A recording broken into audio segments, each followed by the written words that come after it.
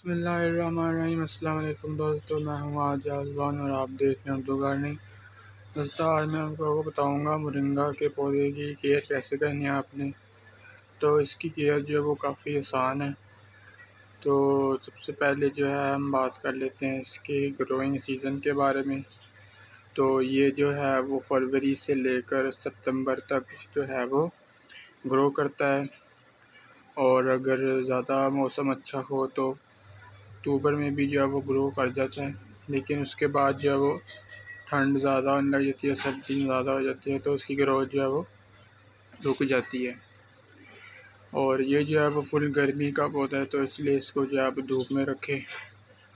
इसको जो है आप 7 घंटे तकरीबन या 6 घंटे धूप दें तो काफ़ी अच्छा ग्रो करता है। और फ़िलहाल जो है वो मानसून का महीना भी है, जुलाई का महीना है वो, तो इसलिए अब इसकी जो है वो न्यू ग्रोथ भी हो रही है। देख सकते हैं अब नए नए पत्ते जो हैं वो इसके निकल रहे हैं।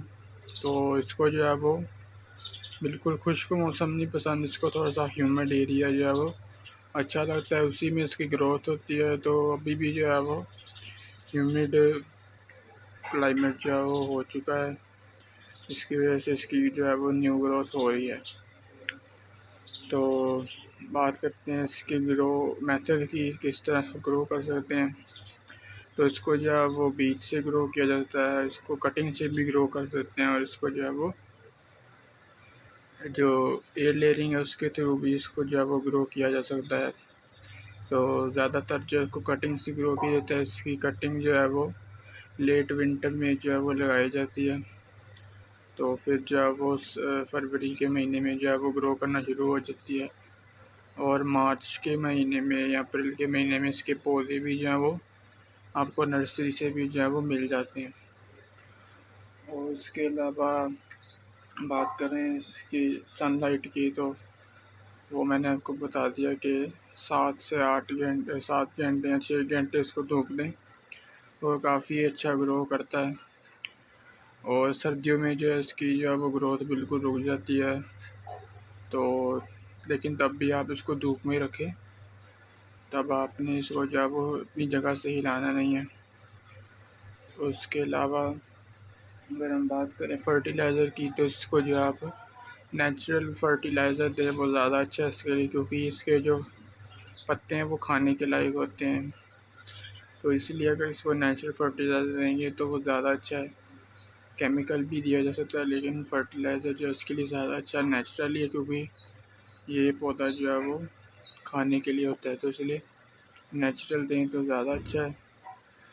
तो उसमें जो है आप NPK जो है वो अगर केमिकल देना चाहते हैं तो NPK दे सकते हैं, और अगर आप नेचुरल देना चाहते हैं तो आप काऊ डंग भी दे सकते हैं। और इसके अलावा जो कंपोस्ट है वो डाल सकते हैं। इसके अलावा जो मैंने जो पोटेशियम वाला फर्टिलाइज़र बनाना बीज बनाया है, आप वो भी दे सकते हैं। अगर आपने इसकी वीडियो नहीं देखी तो ऊपर आई बटन पे लिंक दे रहा हूँ, वहाँ से आप इसकी वीडियो देख सकते हैं।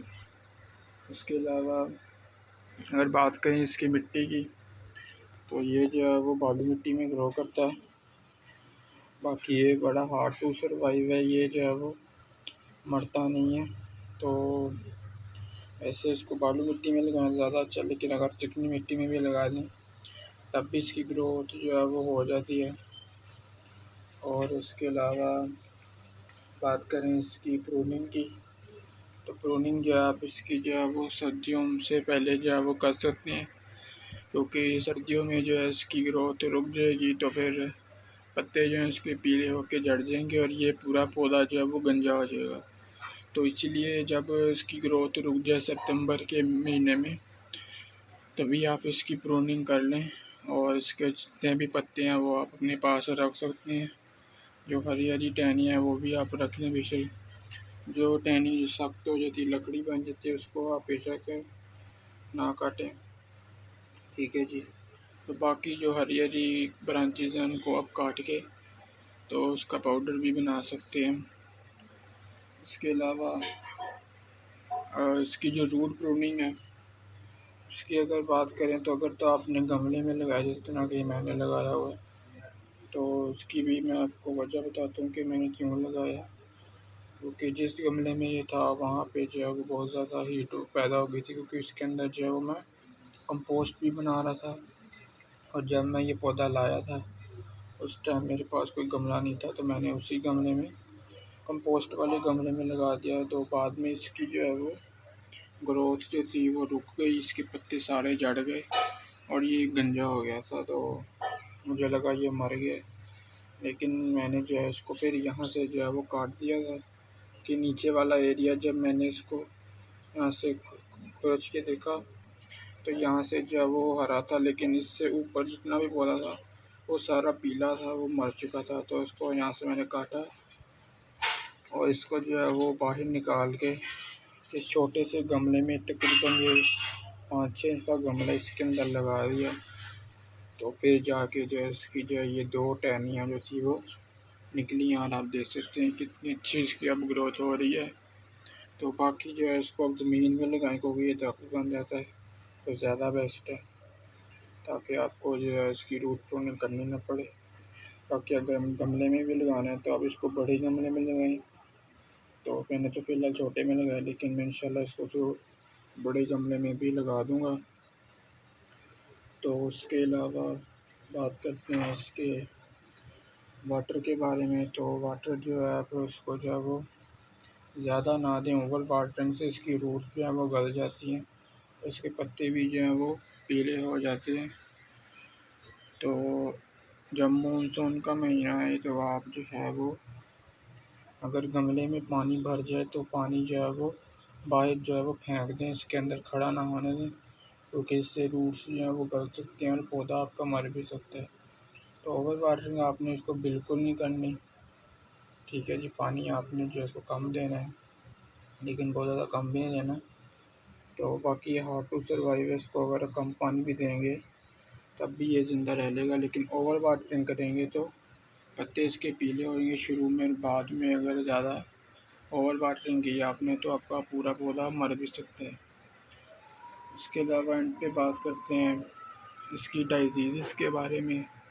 तो इसको जो है वो डिजीज़ ज़्यादा नहीं लगती, बस इसके ऊपर जो है वो वाइट फ्लाई का हमला हो जाता है थोड़ा सा, और स्पाइडर माइट का भी हमला हो जाता है।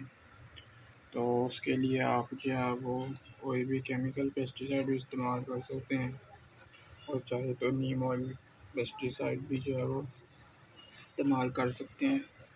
तो केमिकल ना करें, आप नीम ऑयल करें, वो काफ़ी है इसके लिए।